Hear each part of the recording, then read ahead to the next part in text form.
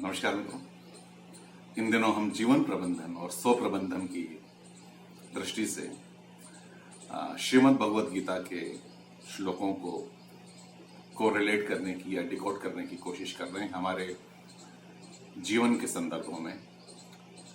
आज जिस तरह की स्थितियां हैं, जिस तरह के वातावरण में हम हैं, चारों तरफ फ्रस्ट्रेशन और अशांति सहज उपलब्ध है, तो उन संदर्भों में अध्याय 2 श्लोक 40वें में जब भगवान श्री कृष्ण अर्जुन को निष्काम कर्म योग के बारे में कुछ कहते हैं, वो हमारे लिए बेहद रिलेवेंट है।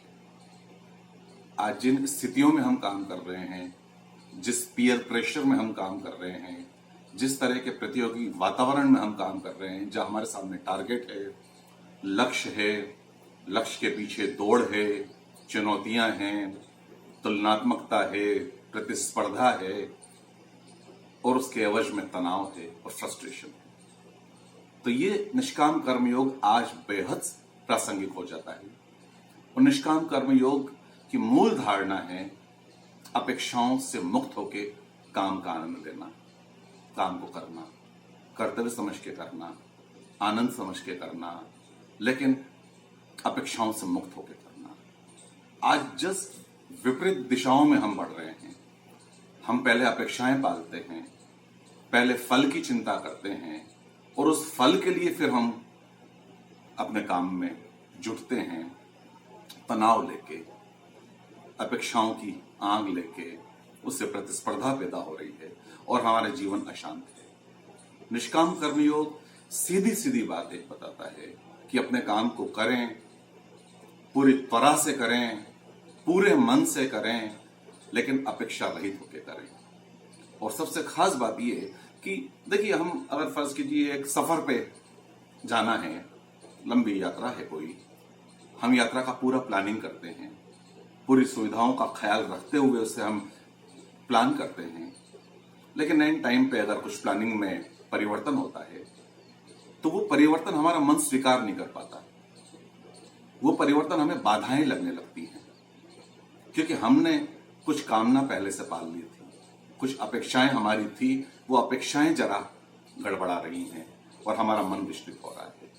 ये जीवन के सफर में हम प्लान करके नहीं चल सकते।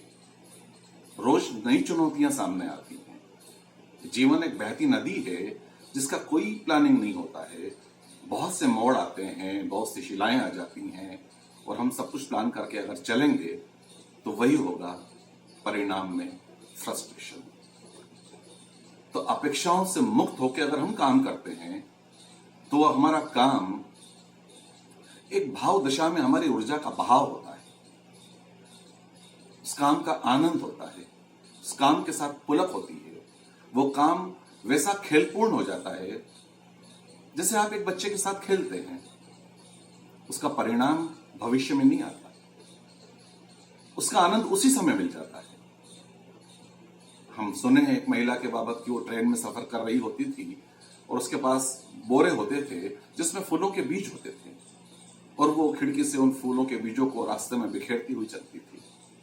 भविष्य में कौन सा बीज फूलेगा, फलेगा, खिलेगा, ये सब भविष्य की बातें थी, लेकिन वो महिला उस भविष्य फल से मुक्त होके वर्तमान का आनंद लेते हुए जो भी उससे काम पसंद था वो करती थी, अपेक्षा रहित होके करती थी, तो वो आनंद साथ ही साथ उसे मिलता जाता था। अपेक्षाएं छाया रूप में हमें फ्रस्ट्रेशन देंगी। अपेक्षाओं से मुक्त होकर अगर हम काम करते हैं तो हम जीवन में फ्रस्ट्रेशन से, तनाव से मुक्त होते हैं और जो परिणाम मिलता है वो प्रसाद होता है। हम प्रतिकूलताओं को स्वीकार करना बंद कर देते हैं तो जीवन में फिर कोई बाधा नहीं होती। हर काम पूजा होता है, हर काम आनंद होता है। तो निष्काम कर्म योग में अगर इस कंसेप्ट को हम अपने साथ ले लें कि हम अपना 100% दें, पूरी तरह से, एक मन से, संकल्प से भर के, डिवोशन के साथ, प्रार्थना भाव से उस काम को करें जो हमारे जिम्मे आया है, अस्तित्व ने जो काम हमें उपलब्ध कराया है। लेकिन अगर उसकी अपेक्षाओं को हम छोड़ दें अस्तित्व पे, तो फिर वो काम आनंद हो जाता है, फिर परिणाम में फ्रस्ट्रेशन नहीं मिलता, फिर काम एक पूजा हो जाता है, एक बहाव होता है ऊर्जा का। मित्रों, इस पे अगर हम विचार करें तो जीवन के बहुत से तनाव से हम मुक्त हो सकते हैं और काम को आनंद के साथ कर सकते हैं।